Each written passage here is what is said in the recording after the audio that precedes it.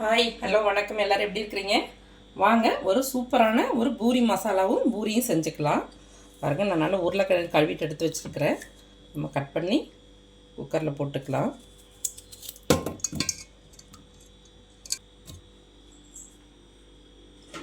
நான் 3 பெரிய உருளைக்கிழங்கு எடுத்திருக்கேன். அது கூடவே நல்லா ஒரு 6 மணி நேரம் ஊற வச்சு கழுவிட்டு பட்டாணி செய்து பாருங்கள், ஒரு கப்பில் போட்டு வச்சுருக்கேன். இதில் தண்ணி எதுவும் இல்லை, அப்படியே மேலே ஸ்டீமில் வேக வச்சுக்கிறதுக்கு தான். இப்போது உருளைக்கிழங்குக்கு அளவு தண்ணி குக்கரில் ஊற்றிக்கலாங்க. ஒரு டம்ளர் ஊற்றிக்கிட்டால் போதும். இப்போ அடுப்பில் வச்சு ஒரு 3 விசில் வரட்டுங்க. உருளைக்கிழங்கு வேகிறதுக்குள்ளே நம்ம பூரிக்கு மாவு பசைஞ்சிக்கலாங்க. இந்த பூரி நல்ல அவுட்டர் லைன் நல்லா க்ரன்ச்சியாகவும் உள்ளே நல்லா சாஃப்டாகவும் இருக்குங்க. ரொம்ப நல்லாயிருக்கும். இந்த ஹோட்டல்லாம் போடுவாங்க இல்லையா, அது மாதிரி ரொம்ப நல்லாயிருக்கும். இப்போ உங்களுக்கு தேவையான அளவுக்கு கோதுமை மாவு எடுத்துங்க. அது கூட ஒரு 1/2 ஸ்பூனு சர்க்கரை, ஒரு 1/2 ஸ்பூனு ரவை ரொம்ப போட்டு ரொம்ப க்ரன்ச்சியாக இருக்கும். இது மாதிரி ரவை சேர்க்கும் போது நல்ல க்ரன்ச்சியாக இருக்கும். அது இல்லாமல் அதிகமாக ஆயில் எடுக்காது. அப்புறம் நம்ம தேவையான அளவுக்கு உப்பு சேர்த்துக்கலாங்க. இப்போ எல்லாத்தையும் சேர்த்து நல்லா கலந்துக்கலாம். எடுக்குமே தண்ணி ஊற்றிடக்கூடாது. நல்லா கலந்துக்கிட்டு அப்புறம் தண்ணி ஊற்ற கொஞ்சம் கொஞ்சமாக சேர்த்து நம்ம பிசைஞ்சிக்கலாம். இப்போ கொஞ்சம் கொஞ்சமாக தண்ணி சேர்த்து நம்ம பிசைஞ்சிக்கலாம். பூரி மாவு பக்குவத்துக்கு நம்ம பிசைஞ்சு எடுத்துக்கலாங்க.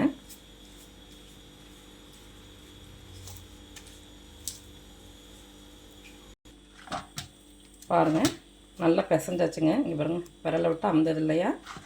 நம்ம பூரி மசாலா செய்கிறது வரைக்கும் இது நல்லா ஊறிட்டு இருக்கட்டும். நல்லா ஒரு மூடி போட்டு மூடி வச்சிடலாங்க. பாருங்கள், உருளைக்கிழங்கு நல்லா 3 விசில் ப்ரெஷரெல்லாம் அடங்கி நம்ம உருளைக்கிழங்கு எடுத்து வச்சாச்சு. குழையில ஆனால் நல்லா வெந்திருக்கு பாருங்கள். கூடவே பாருங்கள், பட்டாணியும் நல்லா வெந்து வந்துருச்சு. லைட்டாக மசிச்சுட்டு போட்டோன்னா மசாலா ரொம்ப நல்லாயிருக்கும், திக்காகவும் இருக்கும், நிறைய குவான்டிட்டி கிடைக்கும் நமக்கு. இப்போ உருளைக்கிழங்கு ஆறிட்டு இருக்கட்டுங்க. நம்ம மசாலா ரெடி பண்ணிக்கலாம். மசாலாவுக்கு அடுப்பு ஆன் பண்ணி எண்ணெய் சட்டி வச்சுக்கலாங்க. ஒரு 2 ஸ்பூனு கடலெண்ணெய் சேர்த்துக்கிறேன். எண்ணெய் நல்லா காயட்டும். பாருங்கள், ஒரு சின்ன துண்டு பட்டையும் 3 கிராம்பு மட்டும் சேர்க்குறேன். இது நிறைய பேர் சேர்க்க மாட்டாங்க. இப்படி சேர்த்து செய்யும் போது இதோட ஃப்ளேவர் ரொம்ப நல்லாயிருக்கும். ஒவ்வொருத்தரும் ஒவ்வொரு மாதிரி செய்கிறோன்னாலும் கடைசியில் சாப்பிடும் போது இது ரொம்ப நல்லாயிருக்குங்க. 1 ஸ்பூனு கடுகு சேர்த்துக்கலாம்.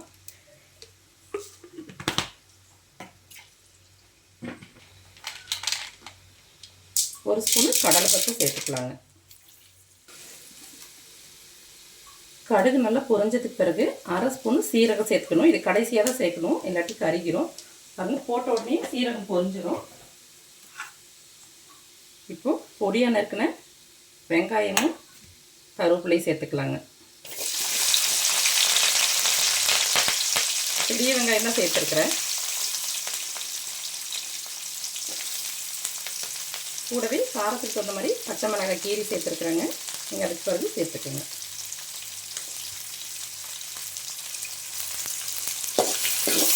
நல்லா கலந்து விட்டுக்கலாங்க. இது அப்படியே வதங்கிட்டு இருக்கட்டும். நம்ம இஞ்சி பூண்டு இடித்து சேர்த்துக்கலாம். நம்ம வாசனைக்காக இஞ்சி பூண்டு சேர்க்குறோன்னாலும் உருளைக்கிழங்கு ரொம்ப வாய்வு, அதனால் நம்ம இஞ்சி பூண்டு சேர்த்துக்கிட்டோம்னா ரொம்ப நல்லாயிருக்கும். பாருங்கள், சின்ன துண்டு இஞ்சி நல்லா தோல் உரிச்சிட்டு கழுவி வச்சுருக்கேன். நம்ம இதை சேர்த்து இடிச்சுக்கலாம். அது கூடவே ஒரு 10-15 பல்லு பூண்டு சேர்த்து இடிச்சுக்கலாங்க. நீங்கள் வதங்கிடுச்சு. இது மசாலாவுக்கு ரொம்ப ப்ரௌனாக வதங்கணுங்கிறதில்ல. இப்போ இடித்து இஞ்சி பூண்டு சேர்த்துக்கலாங்க. இடித்து சேர்க்கும் போது அதோடய ஃப்ளேவர் ஒரு மாதிரி இருக்கும், டேஸ்ட் ஒரு மாதிரி இருக்கும். இதுவே பேஸ்ட்டாக சேர்க்கும் போது அதோடய ஃப்ளேவர் வேறு மாதிரி இருக்கும். இப்போ வதக்கிக்கலாங்க. இது ஆப்ஷனல் தான். தக்காளி நான் ஒரே ஒரு தக்காளி புழிஞ்சு விட்டு சேர்த்துக்கிறேன். நீங்கள் வேணும்னா சேர்த்துக்கலாம், இல்லாட்டி விட்டுடலாம். சேர்த்து வதக்கிக்கலாங்க. ஒரு 2 நிமிஷம் வதங்கட்டும். உருளைக்கிழங்கு ஆறினோன்னே நல்லா மசிச்சு எடுத்துக்கலாங்க. ரொம்ப நைஸாக மாவும் மசிக்க வேண்டாம், கொஞ்சம் பீஸாக தெரிகிற மாதிரி மசிச்சு எடுத்துக்கலாங்க. பாருங்கள், இந்தளவுக்கு அமுத்தி விட்டோம்னா போதும். சூடோடு அமுத்திடாதீங்க, கை வெந்து போயிடும். பாருங்கள், நல்லா ரெடி ஆயிடுச்சு. இப்போ நம்ம சேர்த்துக்கலாம். பாருங்க வதங்கிருச்சு. நம்ம இப்போ உருளைக்கிழங்கு சேர்த்துக்கலாம்.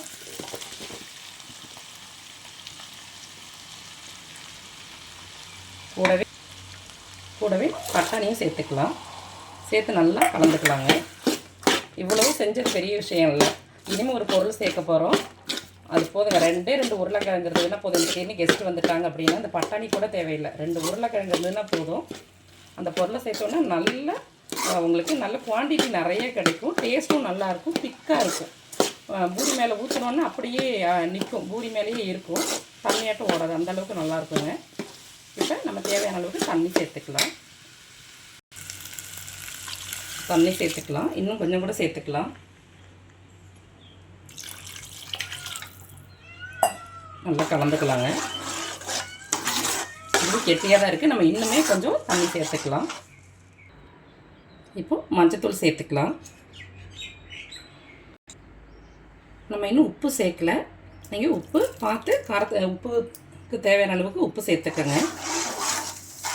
நல்லா கலந்துக்கலாங்க. கொதிக்கட்டும்.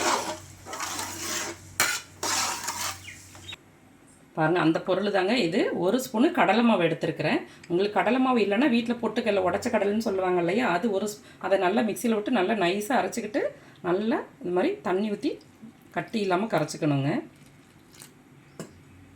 கட்டி இல்லாமல் நல்லா கரைச்சி எடுத்துக்கலாம்.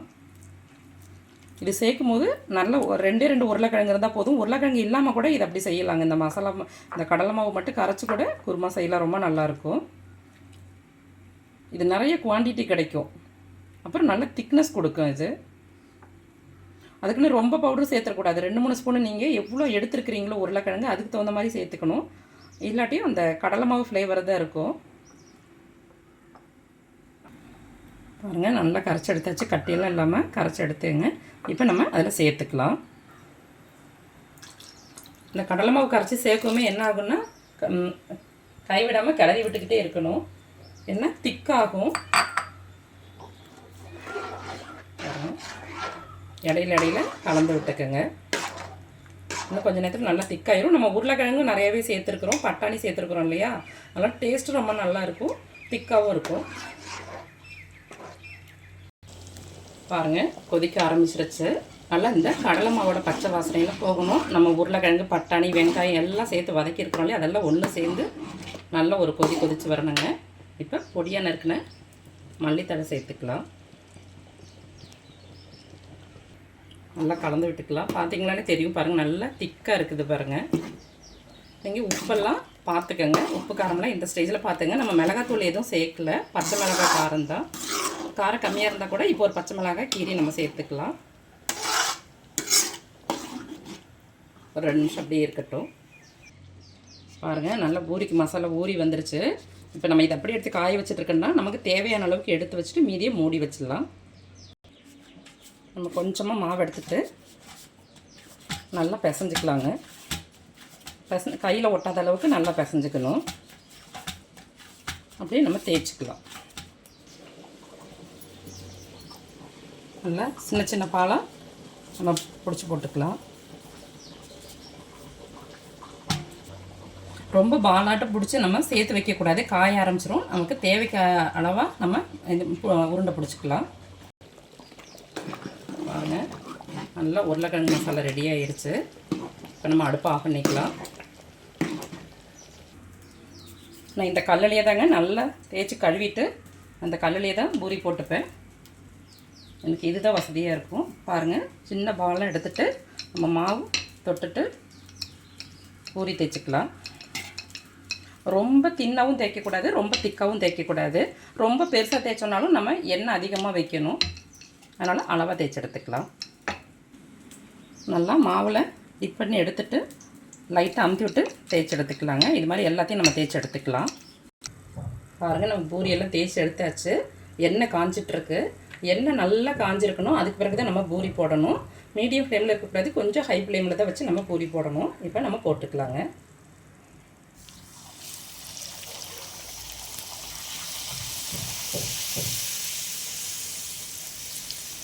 ஃபஸ்ட்டு பூரி எப்போதும் கொஞ்சம் ரொம்ப புசுன்னு வராதுங்க, கொஞ்சம் இப்படி தான் வரும். கொஞ்சம் நல்லா வேக விட்டு அப்புறம் திருப்பிக்கலாம்.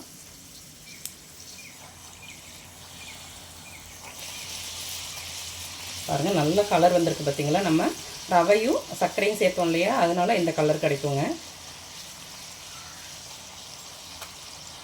இப்படி தட்டிங்கன்னா நல்லா உடஞ்சிரும். அப்படி அந்தளவுக்கு நல்லா கிறிஸ்பியாக இருக்கும். உள்ளே வந்து நல்லா சாஃப்டாக இருக்கும். ஆரம்பிச்சுன்னா நல்லா சாஃப்டாகிடுங்க. நம்ம எடுத்துக்கலாம். இது மாதிரி நம்ம ஒவ்வொன்றா பொரிச்சு எடுத்துக்கலாம்.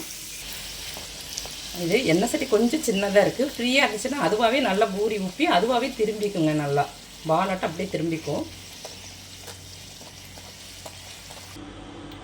பாருங்கள், பூரியெல்லாம் சூப்பராக சுட்டு எடுத்தாச்சுங்க.